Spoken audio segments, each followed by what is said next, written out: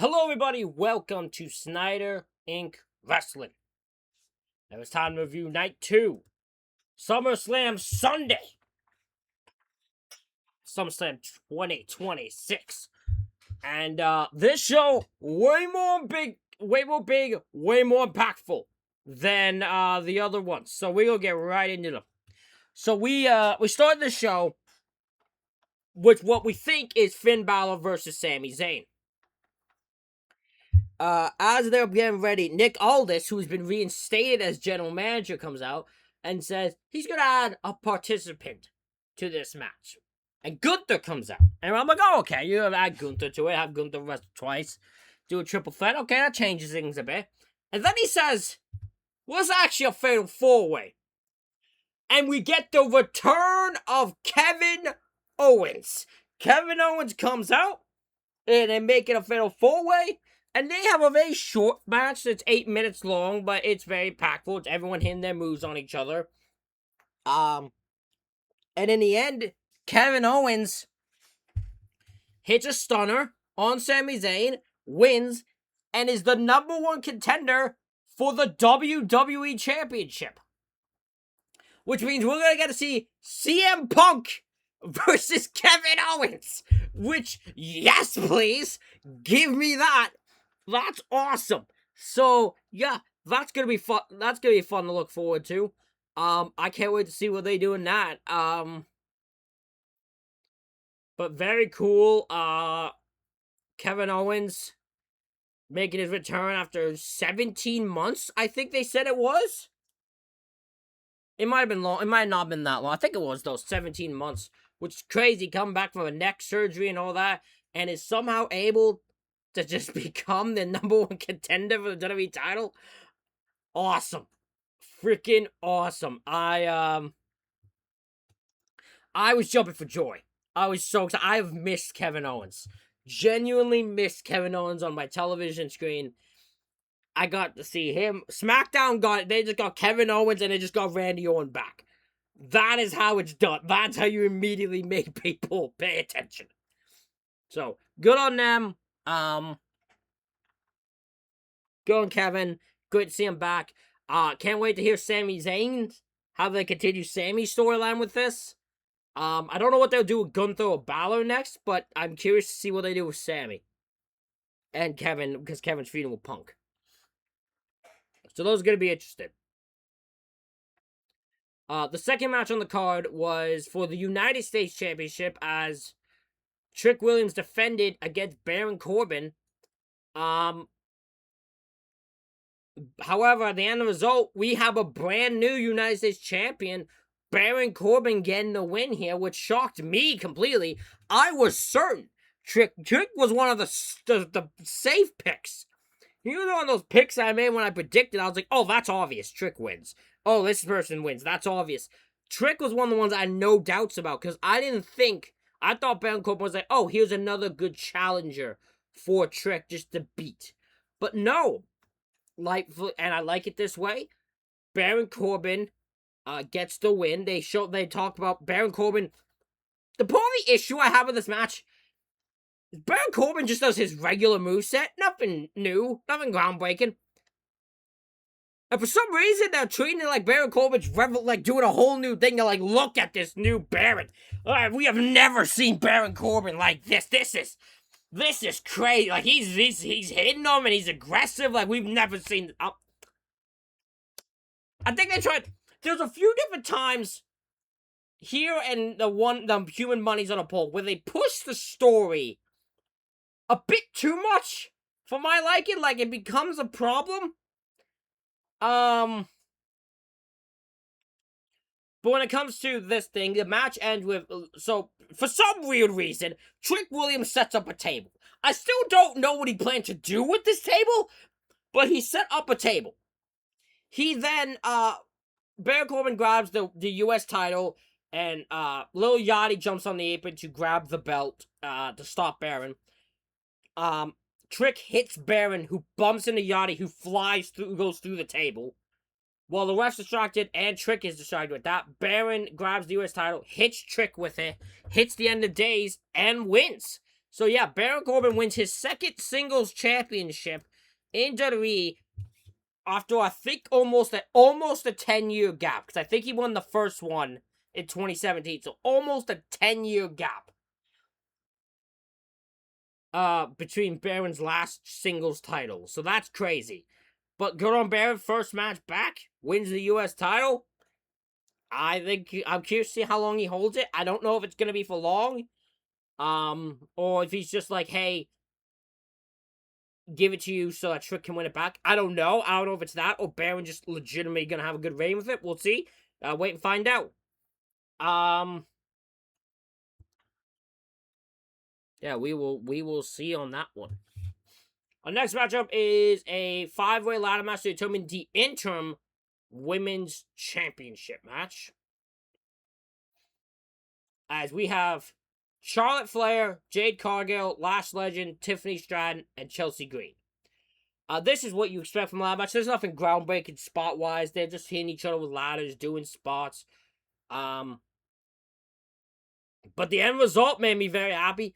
Chelsea Green wins the interim women's championship. Chelsea Green is the interim women's champion.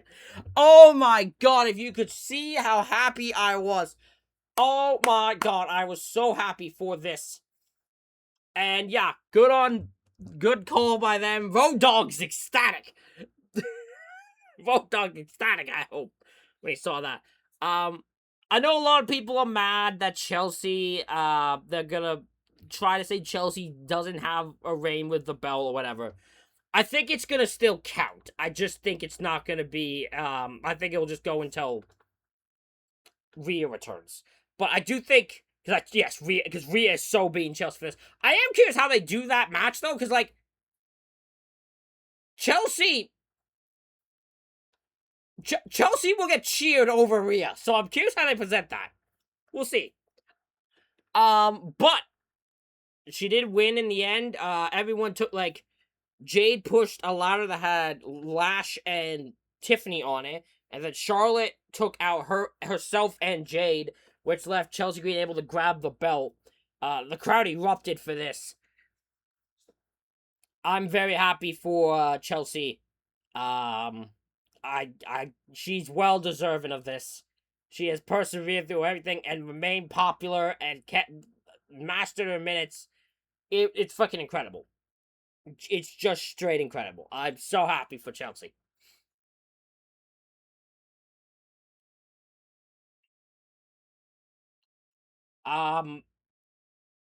The next matchup is the Human Money's on a Pole match. I'm just gonna say this: they really try the Michael Cole really forces himself with Danhausen. I think Michael is way overboard with Danhausen. Like, I think they gave him shit for being so negative towards him, so he just started overly positive towards it. I don't think it works. But yeah, Danhausen wins. There's not much to this match really. Chelsea. JD shows up. The Minihausen show up. Toritohausen, El Torito fucking does some stuff with JD and that. But overall, you know, Danhausen curses Dom. Pyro goes off. He falls off the top rope and crosses himself. Danhausen then retrieves the Human Monies. This is the least interesting thing on the show for me. This is the thing I cared about least about the whole weekend. I would say this is the worst thing on the weekend, in my opinion.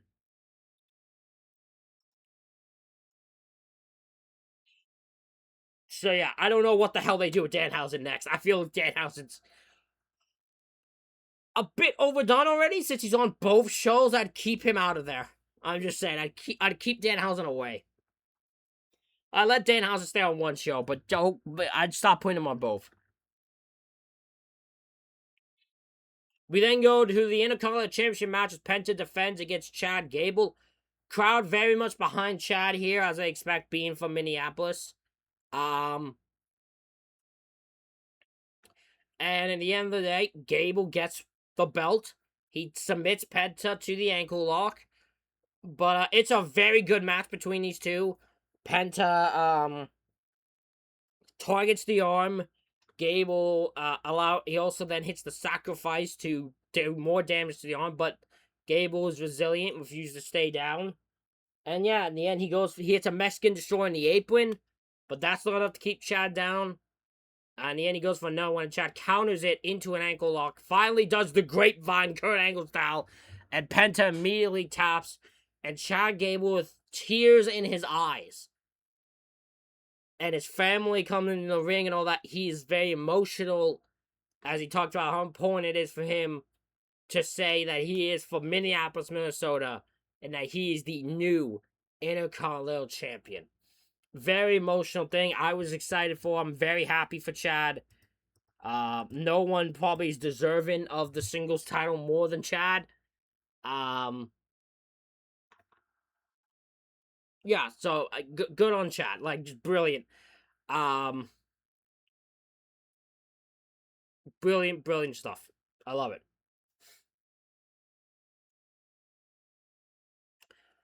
I'm curious who Chad's next challenger is. Probably gonna be like Rusev or Ethan Page, probably, I'd assume. But I'm curious to see what they do with it. I'm very curious, and I can't wait for it. Then we go into the main event for the World Heavyweight Championship. Roman Reigns defending his title against Seth Rollins. This match is the longest match on the night. It's the longest match on the weekend. Roman and Seth put it all into this matchup. This is the main event match. You can tell that. Seth, Roman fight it off through this story. But we get Roman powerbombing Seth through the announce table. Seth powerbombing Roman through an announce table.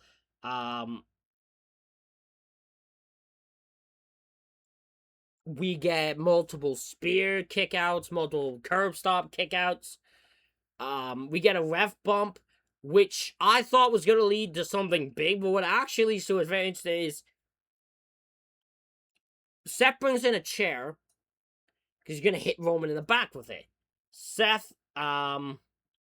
Roman stops him, picks up the chair, and Seth is in the position where he could get revenge for the Shield thing, but he just throws it out of the ring. He's moved on. It's time to move on, and it's just going to end with them two in the ring. And they start beating the hell out of each other. Seth hits a stomp, and he goes to hit a top rope stomp, but Roman moves out of the way. Roman then hits 3 spears to Seth to win. And afterwards, they fist bump Shield style to show respect.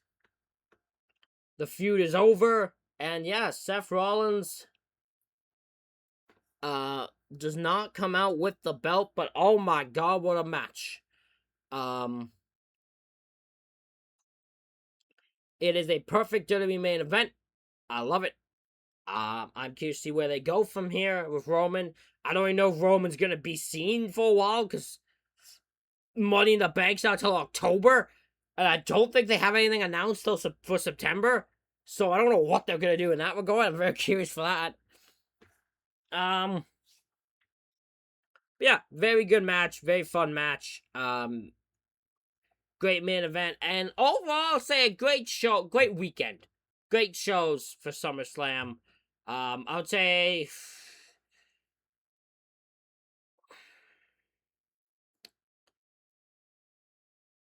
Yeah, I'd say night 2 was better show. I think it had better moments. So if we go by moments, night 2 is the better show. Because night 1, I would say, might have better matches. That's a matter of opinion, but might have had better matches, but didn't have as impactful of moments. Like, if you missed this show, you didn't miss much. Night 1, right? If you missed that show, you didn't really miss much. Where with night 2, you missed the return of Kevin to 3 new champions. So I'd say that's the more impactful moment. But let me know what you guys think in the comments. Hit the like button and hit subscribe button. Thank you all for watching, and I will see you all for the next one.